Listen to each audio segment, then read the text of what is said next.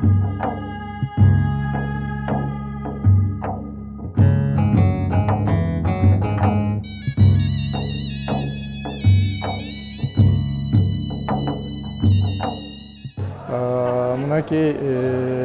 Azerbaycan İlimler Akademiyasının Folklor İnstitutunda çoğun simpoziyum olup öttü. Bu simpoziyum Kazakistan'dan, Kırgızistan'dan, Özbekistan'dan, Türkiye'den, başka yerlerden folkloristler gelişip özlerinin, oyların, fikirlerini açtı.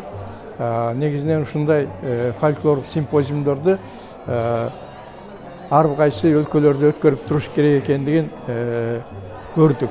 Бул simpozиумда folklордун ар түрдүү жанрлары жөнүндө, эпостор жөнүндө, аларды изилдөө методологиясы жөнүндө, салыштырып изилдөө жөнүндө көп ойлор, пикирлер айтылды. Дагы бир сунуш айттым. Бул Совет учурунда көптөгөн түрк тилдүү элдердин эпостору пан-исламистик, пан-түркистик, диндик деп тексттерден саптар чыгып калганда, мына ошолорду биз азыр кыргыздар мисалы үчүн калыбына келтирип атабыз.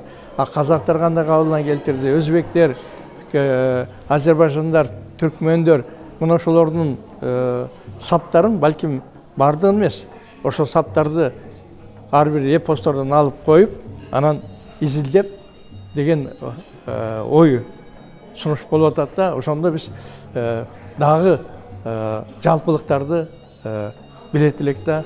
Анан жаш кадрларды даярдаш керек, түркологдорду даярдаш керек. Түрколог ал Азербайжан фольклорун билсе түрколог эмес.